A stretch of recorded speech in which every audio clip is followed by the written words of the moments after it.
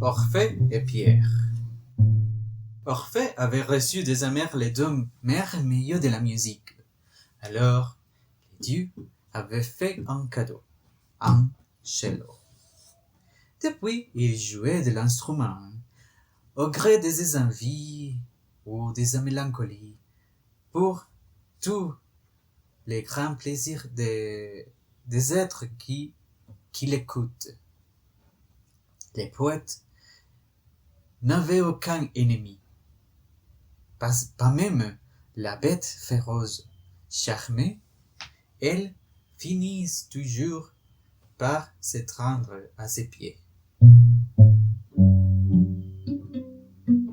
Bien sûr, aucun jeune garçon ne pouvait résister aux notes tendres et apaisantes que faisait naître Orphée.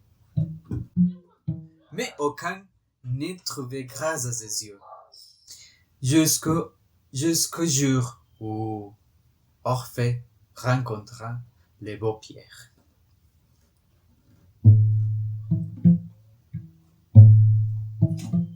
Leur amour était si profond et si pur qu'ils désirent très rapidement de se marier. Mais ce bonheur fut de courte durée.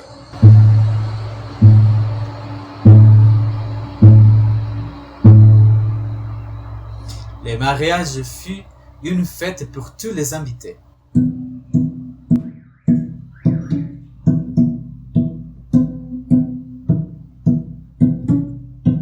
Chacun se réjouissait du bonheur du jeune époux, mais tandis que Pierre prenait l'air avec ses amis, il fut mordu par un serpent.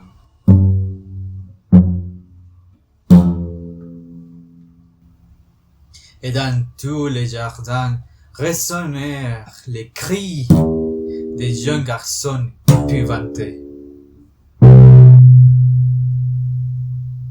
Bientôt, Orphée parvient auprès de son aimé inanimé.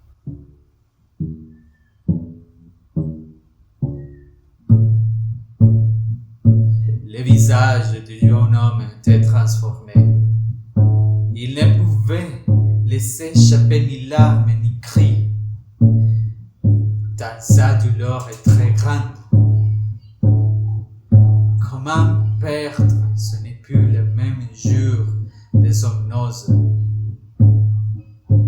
Comment pouvait-il vivre sans celui qu'il aimait avec passion?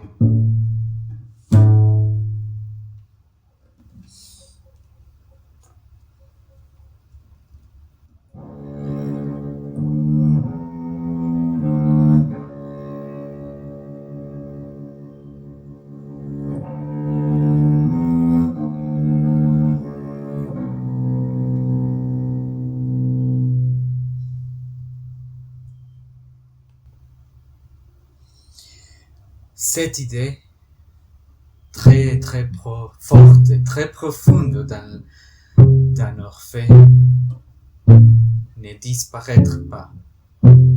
Et il décida-t-il de descendre aux enfers.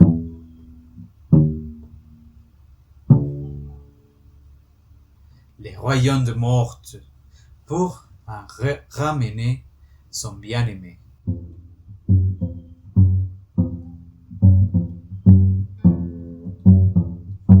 Les enfers étaient peuplés de créatures terrifiantes, toutes soumises à Hadès, les dieux des profondeurs de la terre.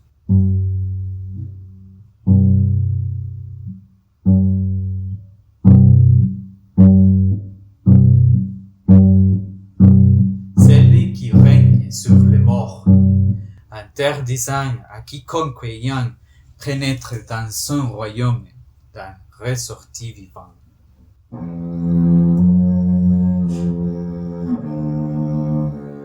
Ce dieu était si terrible que les vivants n'osaient pas même prononcer son nom.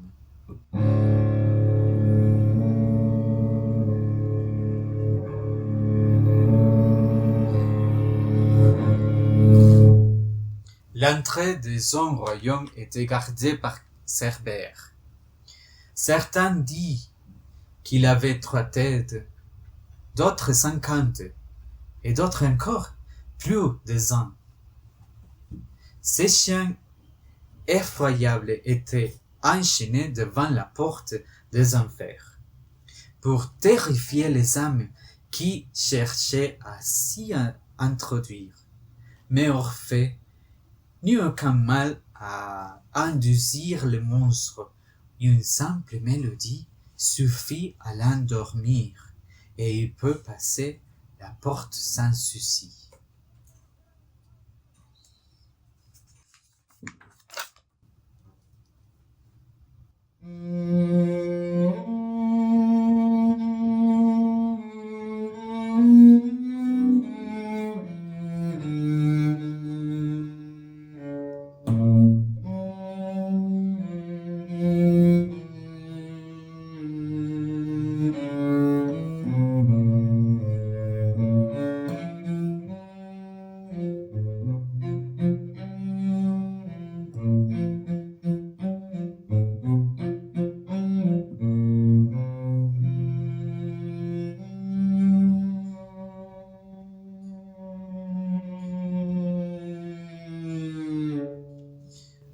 Quand Orphée passait la porte, il trouvait que le monde des morts est un monde d'ombre, est un monde de sombre, où coulaient de larges fleuves sans fond.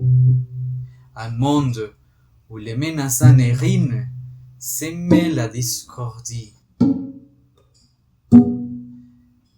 terrorisaient et punissaient à leur guise.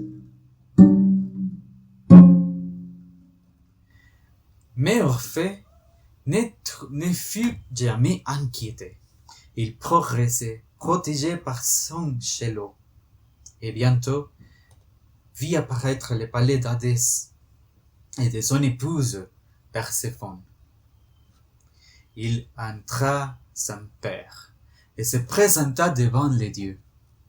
« Que viens-tu faire ici ?» demanda Hadès de sa voix forte.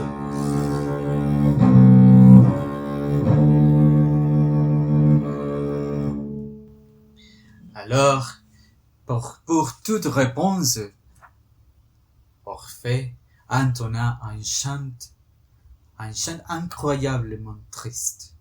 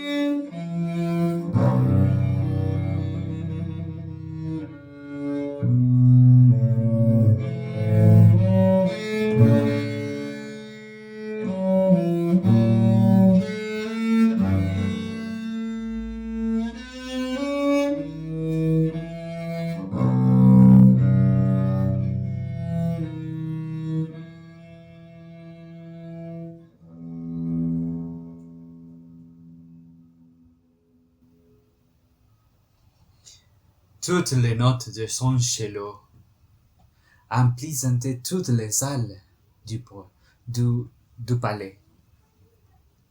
D'abord douce mélancolie, puis forte et vibrante, semblable à la douleur du poète. Hadès et Perséphone considèrent à laisser partir Pierre. Mais ils s'y mirent condition.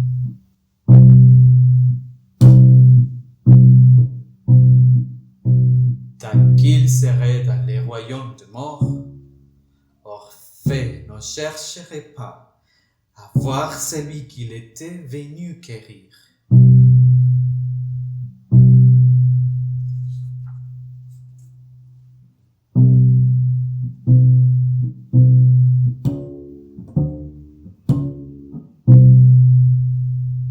Orphée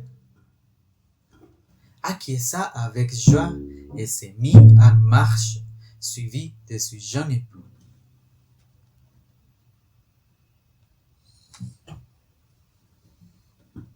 Orphée aperçut rapidement la lumière du jour. Il allait enfin quitter les enfers. Mais tandis qu'il songeait au bonheur qui les attendait, Orphée oublia sa promesse. Et il se retourna pour contempler son bien-aimé. Et en ce moment, Pierre retomba aussitôt dans les abîmes. Orphée avait vu Pierre pour la dernière fois. Le pauvre garçon fut désespéré. Il tenta à nouveau de convaincre Hadès de lui rendre son aimé. Mais il n'eut pas de seconde chance. Le dieu resta insensible à ses supplications. Le poète se retira alors dans un lieu isolé où il chanta sa peine.